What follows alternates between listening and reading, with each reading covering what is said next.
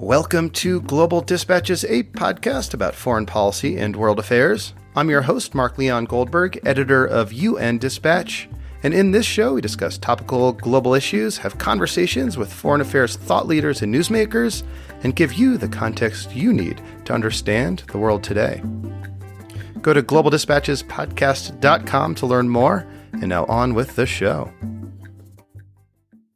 The second worst Ebola outbreak in history is currently unfolding in the Democratic Republic of Congo. Since August last year, there have been nearly 1,000 confirmed cases and over 600 deaths. DRC is a very large country, and these cases are so far confined to the eastern part of the DRC. This also happens to be the region of the country that has long been mired in conflict and insecurity. On the line today is Karin Huster, the field director for MSF, or Doctors Without Borders, in the Democratic Republic of Congo. I caught up with her from Goma, which is a large city in eastern DRC. We kick off discussing recent attacks on Ebola treatment centers run by MSF, and then have a longer conversation about the trajectory of this outbreak and what can be done to halt its spread. One thing that comes through in this conversation is that this outbreak is not under control, but Karin Huster does have some ideas on what should be done to stop this outbreak. Ebola in the DRC has fallen from the headlines in recent months, but it continues to fester. This episode provides you with a grounds-eyed view of why this outbreak is so persistent. A quick note before we begin, if you are listening to this show contemporaneously, I wanted to let you know that we have some available slots for advertising. This is a great way to get your message in front of tens of thousands of global affairs professionals, including leaders at the UN, the NGO community, government, academia, and think tanks. Send me an email using the contact button on globaldispatchespodcast.com, and I can tell you about our rates, availability, and the impact of advertising with Global Dispatches Podcast. And now here is my conversation with Karin Huster, field coordinator in the DRC for Doctors Without Borders, Médecins Sans Frontières. So the one in Katwa, the first one that was burnt, during the night of the February 24th, and morning of 25th, is still not reopened. And the one in Butembo, which was also a Doctors Without Borders clinic that was attacked a few days later, has been reopened and is being run by the Ministry of Health with support from the WHO. What do we know about who attacked these centers and why? That we don't, really have any information about that. There are speculations, but from our side, there is, we don't know. And just briefly, what happened to those two centers? How did the attack occur? Yeah, so for the first one, it was, attacked in the middle of the night, around 10:30 p.m. by some unknown individuals, and they set fire to the treatment center, and they set fire in many different areas of the center. They burned a car, some motorcycles. So it's been, pretty seriously damaged. And then the attack in Butembo, which is really very close by, it's maybe a 10-minute drive. That was a little bit different. We weren't there to witness that, but per the reports, there was a car that rammed into the treatment center, and then people that were armed came into the center and then attacked it. So a little bit different, but just as scary. With the patients obviously leaving, some of them medical staff definitely very scared. some of them, are leaving the facilities. So, and then most of the patients had to be transferred from Butembo. They had to be transferred to the Lima transit center. And for us in Katwa, we also transferred our patients, our confirmed cases. We transferred them to the Ebola treatment unit in Butembo, because at that time it was still working, and then all our suspect cases at the Lima Transit Center. So, one of the ongoing and recurring issues that I keep sort of reading about and hearing about from, say, World Health Organization officials that I interview is the fact that there are, ongoing conflicts in areas where Ebola is now prevalent and present in this parts of DRC.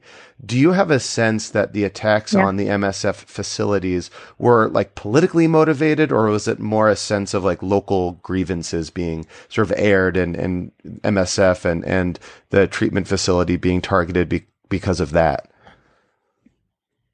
Yeah. So again, we don't know, who did the attacks, and we don't know the motives behind the attack. And we don't know that it targeted MSF specifically, or the overall, the Ebola response, or if there were some larger, factors like political discourse and things along those lines. There are armed groups in North Kivu. We know that exists, and I think it's just really difficult to know. So for us, the conclusion of this was, okay, we have two centers that have been destroyed pretty much, and staff that is extremely scared. And so that's why, we couldn't continue to provide care. We just couldn't guarantee the safety of our teams. So, we're now in the midst of the second worst Ebola outbreak in history, after the West Africa outbreak from 2.5-3 years ago. What can you tell me about the current trajectory of this outbreak and current trends in this outbreak? Yeah, so I think that's a very good question, and it's really worrying right now. So since the attacks, we've seen a rise. At first, there are a few cases, and that's most likely because there were no activities of surveillance and contact tracing that were happening, right? Because everybody was sort of, the response was a little bit put on hold because everybody was in shock, and understandably so. But that allowed, things to continue in the community. And then from the community standpoint, they, I think, in turn, just were really concerned about this increase in violence. And so for them already being scared of coming to a treatment center because we didn't do a very good job from the beginning of community engagement, that made these attacks, made them stay even more at home. And so what we're seeing today is we're seeing some really worrying trends. We're seeing that 40% of the new cases that are coming are community deaths. So that means that people, instead of coming, are dying in the community of Ebola. And when we know that somebody who's dead is at its most infectious, then you can only imagine the number of people that will fall sick from a death in a community. So we've seen that. We've seen as well many of the cases that we identify do not have a known link to another case, and that's really concerning because that means that there are cases that are sort of floating in the community, and we didn't know about them, or they weren't linked to somebody else who had Ebola, and that's obviously a problem because that means that we're not controlling the epidemic. Related to that, we're also seeing that many cases were not known contacts of a case of Ebola. And so that's another indicator that things are not, under control. because you should ideally, if you have a positive case, you've identified all the contacts or contacts of contacts around the case, and you follow them. You go every day and you make sure that they're healthy. And so if somebody falls sick, you bring them to the treatment center. But in this case, we're seeing people who contract the disease but are not a contact of an existing case, and that's really scary. Well, can I ask? Since the attack, we've seen. Yeah. Well, I mean, groups like MSF and the World Health Organization, and I'm sure your partners in the government of the DRC. I mean, they've actually over the years gotten very good at doing this kind of surveillance and contact tracing. But you're telling me that contact tracing is just not sufficient. What's the problem? I mean, this is like a science that it seems groups are very good at and very tested at by now.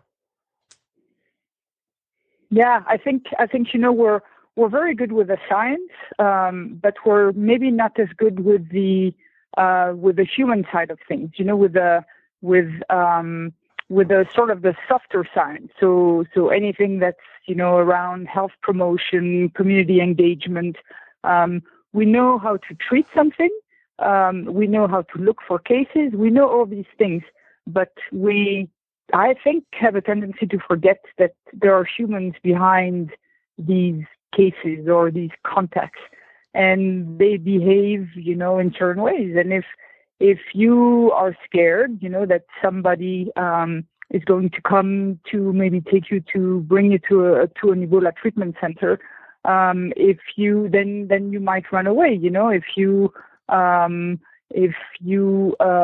see that your loved one was taken to a treatment center, but died, and you were not given, a good explanation, or somebody didn't come to you to explain what happened, et cetera, then people are going to, they're not going to trust the response. They're not going to trust us to do the right thing. So contact tracing, I think, is more than just knocking at doors and finding people and saying, okay, he's not well. It's really having a relationship with the people in the community. And maybe this is what's missing, and that's why we're not doing it as well as we should. And it just sounds like until you and others and the government figure out how to have a better relationship with people in these communities, that this outbreak is going to fester for a long time. Yeah, I think you're absolutely right, and I think we MSF realized, especially after the two attacks on our centers, we realized that we were sort of coming short when it came to community engagement, and that we really needed to refocus the way we approached Ebola outbreaks, and putting health promotion, putting community engagement first, and then doing the case management. The Ebola treatment centers. I think that's that will be a start. I think there are a lot of people thinking about how can we change this response so that we can gain the trust of people and we can finally get a grip on this epidemic. It's not as if we have 50 cases every day. It's not like this, but it just keeps on, as you said, festering. It just keeps on going and going and going. And so we've been thinking about sort of decentralizing the care, so allowing for people maybe to be tested in their community versus having to come to the Ebola treatment center or the transit center, or when we do, by we, I mean the response, the greater we, when we do safe and dignified burials, that instead of the staff being staff from the Red Cross or staff from some other organization, that instead we use people from those communities, that we train them to do these burials safely, so that then you have people, the trust is automatically higher, right? Because you have people who who belong to those communities, it's most likely somebody from their family that they might be, helping to bury. And it would definitely decrease the level of reticence between, the communities and the responders. So we're looking at, what is it that we can do to really get a grip on this, because definitely the way we're doing things today is not working. Well, one interesting sort of innovation is the vaccine that has been deployed by the Ebola responders. This, I think, is probably the second outbreak in DRC where vaccinations have been used. How is that sort of changing the response, and are you able to encourage people from affected communities and from affected families to get the vaccine? So that's interesting. So at the end of the West Africa epidemic, so I think around 2015 or so, we started using the vaccine, but not really as part of it was not as a reactive measure, but more as a preventive measure.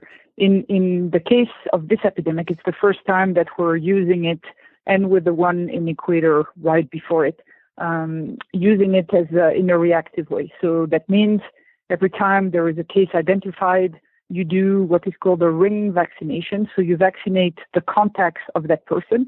And then you also, even more important, you vaccinate the contacts of the contacts, because you really want to have a good buffer that you build in order to protect the population. It's definitely a tool that's been used and that we think work. It has protected people. I think the issue again has been to do the vaccination rings on time. So as soon as you have a case, as soon as a case is identified, you need to do that ring vaccination. It's a lot of people, if it's, let's say it's you have a lot of friends that you see on a regular day. So let's say it's maybe 40, 50 people, and then it's all the friends of those friends. So it can go to 250, 200 people very easily. And so you need to do this fast, because the longer you wait and the less effective this tool is going to be. And so if you're not able to go in the community because either you don't have enough resources, or you have too many cases, or you believe that the safety for your team is not met, then you will have people who are not vaccinated, and so you're left with the problem before the vaccine, which is that people that have no protection. So you keep coming back to this idea that community engagement is sort of the key factor in stopping this outbreak. Mm-hmm. Can you tell me an example of community engagement done right? Where has either MSF or some of your partners or allies in sort of the Ebola response done well in engaging a community? Can you sort of tell an anecdote or give an example? Yeah, I think where it's done well, it's really when very small teams go into the community and invest a lot of time and a lot of effort and have a lot of interest. So I don't have specific examples, although I will say that that in Liberia in 2014. It took a while for us to understand that this was going to be the game changer. But when that was realized, the community engagement piece was crucial to bring down to control the epidemic. After that, and I think it really is a game changer when you do it well. You have to go. You have to make sure you meet with all the important people in the community. It doesn't, important for us might not be what's important to them. It could be groups of women that have a lot of influence. It could be religious leaders. It all depends. You have to understand from the get-go, the community structure, their social, how they're socially, networked, all these things. And then you just have to spend time, listen to them, listen to their concerns, and work with them. Use them as your partners in to help. And it takes time. It takes time to build trust, right? So, that's how it's done right. It's not done right when you just go and spread blanket messages, with a loudspeaker and stay in a place for 10 minutes and then go to the next one and count this as a community engagement. That's not the way that it's efficient, that it works. People, you need to build relationships. Mm-hmm. So finally, people listening to this show, they're not necessarily global health experts, but they probably work in governments or think tanks or around the UN. And what message do you have for them about the current trajectory of this Ebola outbreak, and what else needs to be done to finally, get this under control? Yeah, I think we're all understanding that this epidemic is not under control as of today, and that if we do want to get a hold of it, which is going to take time, then we really need to rethink the way we do Ebola, and we need to think about different solutions. That could be decentralizing care. That could be, definitely community engagement. That could not be. That must be community engagement, and investing in communities and investing in relationships. Only then, will we be able to control this. And I think the DRC and the people of North Kivu have really shown us how important community engagement is. They have a long history of distrust of the Congolese government, and so it's even more important for them. They're very shy. They're very dubious about this new disease that's coming, and the importance of this new disease. I mean, after all, many of their family members are not dying of Ebola, but they're dying of other diseases. And so all these messages and all this attention for them is something that they have a hard time wrapping their minds around. So again, community engagement is really where we need to focus most of our energy. And then once we have this, then we can do the fancy treatments and we can do all these other things and have that outbreak under control. Well, Karin, thank you so much for your time and, more importantly, for your work. Thank you. Yeah, you're very welcome. Thank you. All right. Thank you all for listening. Thank you to Karin Huster. That was a very helpful explanation, I think, of the current state of play of the Ebola outbreak and what needs to be done to bring it to a heel. As always, feel free to get in touch with me using the contact button on globaldispatchespodcast.com. And as I mentioned at the outset, if you are with an organization and you think your organization could benefit from advertising a message to this fantastic audience of global affairs professionals, then send me a note. I'd be happy to tell you about our rates and availability and reach and impact. All right, we'll see you next time. Thanks. Bye.